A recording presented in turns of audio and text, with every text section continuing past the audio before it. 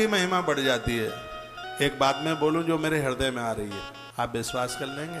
एकादशी का व्रत करके उद्धापन करने के बाद जो आपने गोदान किया है, एक गोदान 1,00,000 गोदान से कम नहीं है महिमा इसकी। लिखा है कि जो 11 का व्रत करते हैं, ऐसे लोग कोई भी दान पुण्य करते हैं तो उनका लक्ष गुना, लाख गुना बढ़ जाता है।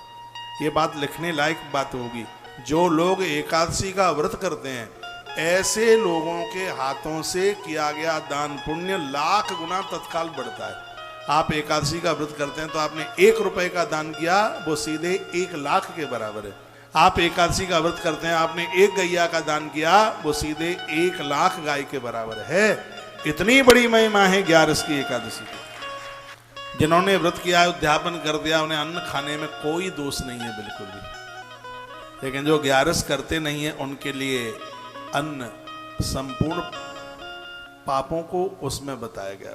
कल मैंने निवेदन किया, व्रत नहीं कर सकते हैं तो एकादशी के दिन मटर मत खाइए, एकादशी के दिन चावल मत खाइए, मसूर मत खाइए, चना मत खाइए, कांसे के बर्तन प्रयोग में मत लीजिए 11 वाले दिन, सरसों का तेल प्रयोग में मत लीजिए 11 वाले दिन, एकादशी के दिन। कुछ चीजें हैं शरीर में, उसको ना लगाएं।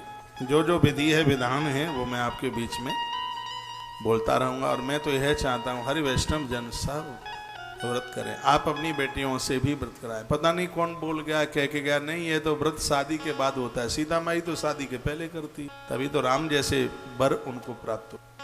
पद्म पुराण में राम जी का बहुत बड़ा चरित्र कहा गया है। पहले जन्म की वेदमती देवी थी, वेदवती माता जानकी वेदवती। रावण को श्राप दिया था, कहा तुझे खत्म करने के लिए, समाप्त करने के लिए मैं आऊंगी। वो धरती में समाहित हो गई देवी, यज्ञ कुंड में, यज्ञ कुंड में समाहित हो गई। और त्रेता में राजा जनक के हल से वही वेदवती धरती से माता जानकी सीता बनकर के प्रकट हुई। जो 11 के व्रत के प्रभाव के द्वारा, माता दुर्गा की पूजा के प्रभाव के द्वारा उसने प्रभु राम को प्राप्त किया। तो एकादशी का व्रत तो बड़ा प्रभावशाली, और आज से नहीं है, अनादिकाल से ऋषि जन करते हैं व्रत। आप व्रत कर लें, अच्छी बात है, ना कर पाए तो 11 वाले दिन कच्ची रसोई मत खाइए, पराठा खा लीजिए, पूड़ी खा लीजिए, रोटियां मत खाइए। समझ में आ रहा है?